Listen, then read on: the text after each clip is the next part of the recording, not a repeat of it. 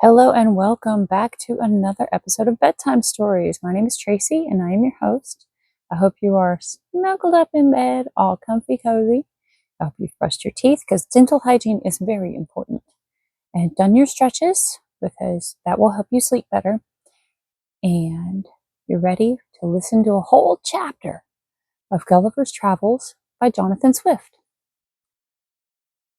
This is in the public domain. So hooray and huzzah!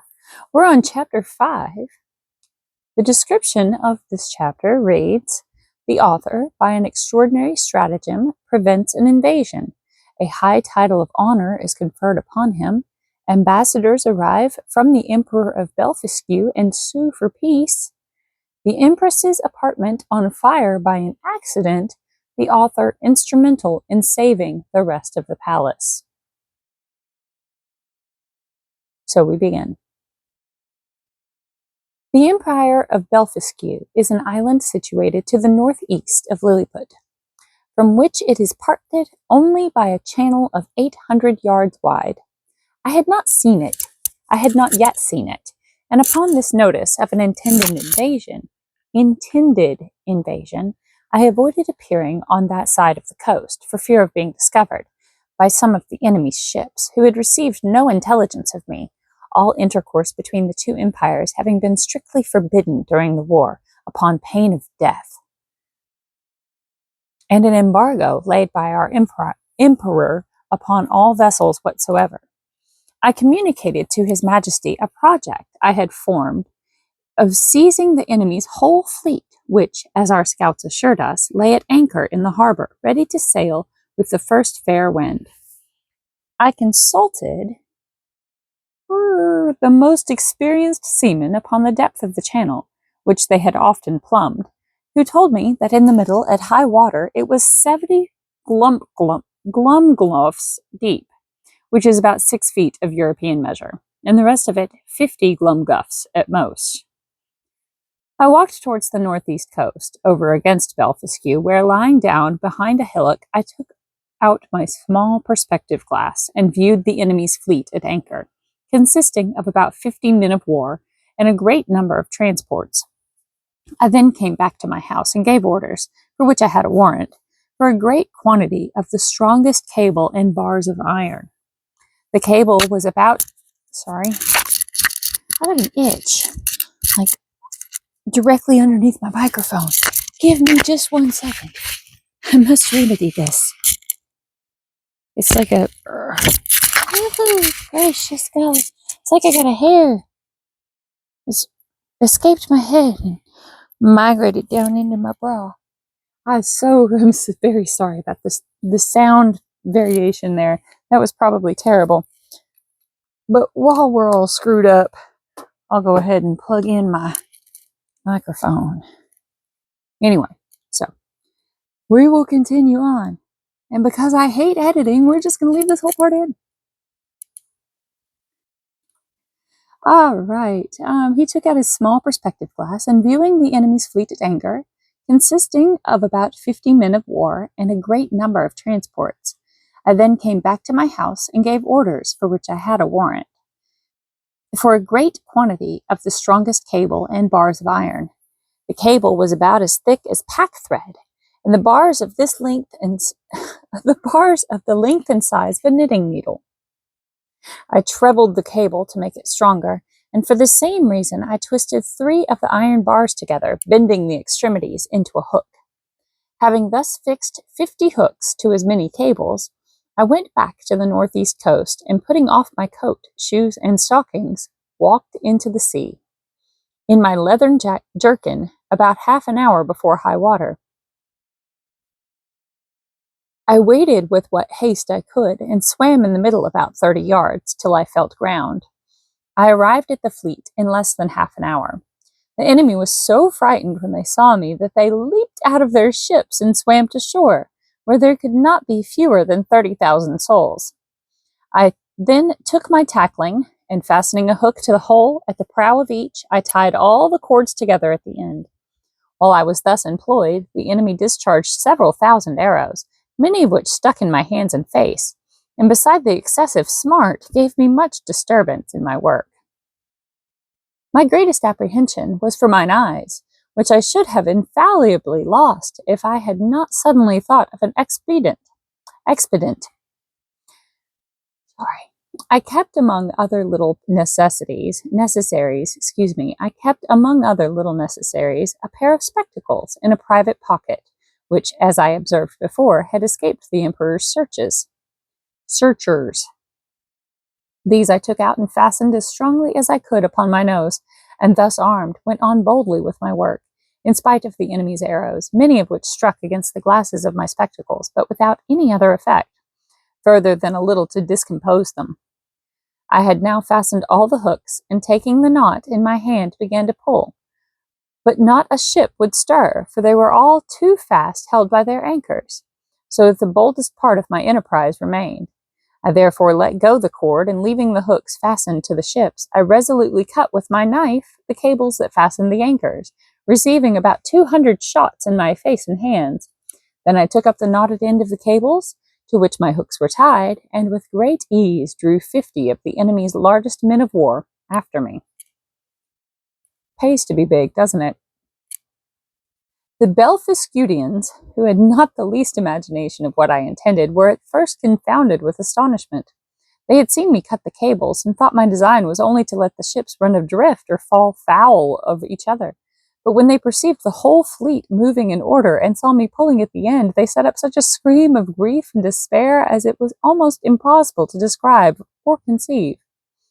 When I had got out of danger, I stopped a while to pick out the arrows that stuck in my hands and face, and rubbed on some of the same ointment that was given me at my first arrival, as I have formerly mentioned. I then took off my spectacles, and waiting about an hour, till the tide was a little fallen, I waded through the middle with my cargo, and arrived safe at the royal port of Lilliput. The emperor and his whole court stood on the shore, expecting the issue of this great adventure. They saw the ships move forward in a large half-moon, but could not discern me, who was up to my breast in water. When I advanced to the middle of the channel, they were yet more in pain, because I was under water to my neck. The emperor concluded me to be drowned, and that the enemy's fleet was approaching in a hostile manner, but he was soon eased of his fears, for the channel growing shallower every step I made, I came in a short time within hearing, and holding up the end of the cable, by which the fleet was fastened, I cried in a loud voice, "Long live the most puissant king of Lilliput!" This great prince received me at my landing with all possible encomiums. In gracious golly, ENCOMIUMS. We're going to highlight it and see what Kindle says about this word, if it'll ever load. Okay. Encomime it's a noun. It says a speech or piece of writing that praises someone or something highly. A 50-cent word if ever I heard one. Anyway, so the prince received me at my landing with all possible encomiums, and created me a nardac upon the spot, which is the highest title of honor among them. His Majesty desired I would take some other opportunity of bringing all the rest of his enemy's ships into his ports, and so unmeasurable is the ambition of princes, that he seemed to think of nothing less than reducing the whole empire of Belfisque into a province, and governing it by a viceroy, of destroying the big Indian exiles, and compelling that people to break the smaller end of their eggs, by which he would remain the sole monarch of the whole world. But I endeavored to divert him from this design by many arguments drawn from the topics of policy as well as justice, and I plainly protested that I would never be an instrument of bringing a free and brave people into slavery. And when the matter was debated in council, the wisest part of the ministry were of my opinion. Sorry, I am over-caffeinated and also under-caffeinated all at once. I do apologize. This open, bold declaration of mine was so opposite to the schemes and politics of His Imperial Majesty that he could never forgive me. He mentioned it in a very artful manner at council, where I was told that some of the wisest appeared, at least by their silence, to be of my opinion, but others, who were my secret enemies, could not forbear some expressions which, by a side wind, reflected on me. And from this time began an intrigue between his majesty and a junto of ministers maliciously bent against me, which broke out in less than 2 months, and had like to have ended in my utter destruction. Of so little weight are the greatest services to princes, when put into the balance with a refusal to gratify their passions. That's a good quote right there. I'm going to read it again. Of so little weight are the greatest services to princes, when put into the balance with a refusal to gratify their passions. Oh, that we would have fewer princes. Anyway, moving on.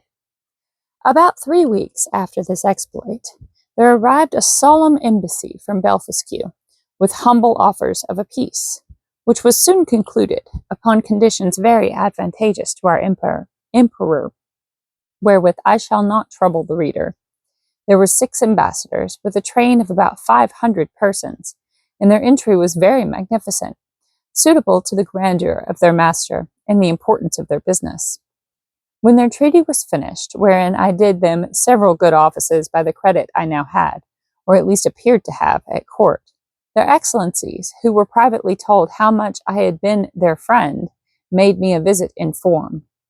They began with many compliments upon my valor and generosity, invited me to that kingdom in the emperor their master's name, and desired me to show them some proofs of my prodigious strength, of which they had heard so many wonders, wherein I readily obliged them, but shall not trouble the reader with their particulars.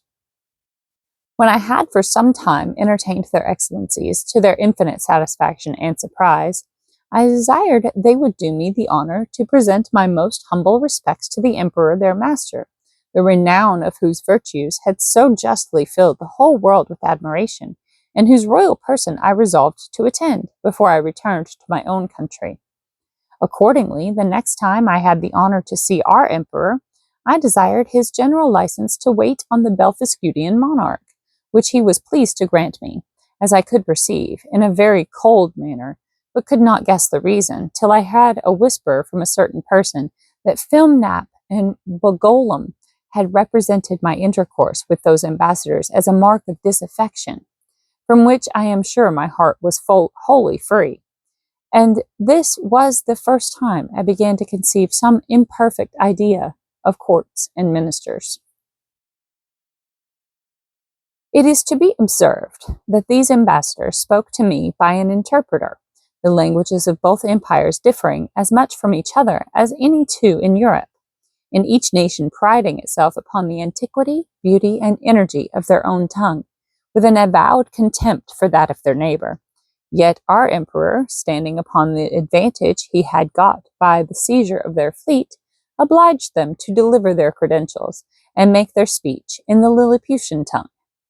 And it must be confessed that from the great intercourse of trade and commerce between both realms, from the continual reception of exiles, which is mutual among them, and from the custom in each empire to send their young nobility and richer gentry to the other, in order to polish themselves by seeing the world, and understanding men and manners, there are few persons of distinction, or merchants, or seamen, who dwell in the maritime parts, but what can hold conversation in both tongues, as I found some weeks after, when I went to pay my respects to the Emperor of Belfasque, which in the midst of great misfortunes, though through the malice of my enemies, proved a very happy adventure to me, as I shall relate in its proper place. The reader may remember that when I signed those articles upon which I recovered my liberty, there were some which I disliked, upon account of their being too servile. Neither could anything but an extreme necessity have forced me to submit. But being now a Nardak of the highest rank in that empire, such offices were looked upon as below my dignity, and the emperor, to do him justice, never once mentioned them to me. However, it was not long before I had an opportunity of doing his majesty, at least as I then thought, a most signal service. I was alarmed at midnight with the cries of many hundred people at my door, by which, being suddenly awakened, I was in some sort of terror, some kind of terror. I heard the word burglum repeated incessantly. Several of the emperor's court, making their way through the crowd, entreated me to come immediately to the palace, where her imperial majesty's apartment was on fire by the carelessness of a maid of honor, who fell asleep while she was reading a romance. I got up in an instant, and orders being given to clear the way before me, and it being likewise a moonshine night, I made a shift to get to the palace without trampling on any of the people. I found they had already applied ladders to the walls of the apartment, and were well provided with buckets, but the water was at some distance. These buckets were about the size of large thimbles, and the poor people supplied me with them as fast as they could, but the flame was so violent that they did little good. I might easily have stifled it with my coat, which I unfortunately left behind me for haste, and came away only in my leathern jerkin. It's not a pickle, it's a shirt.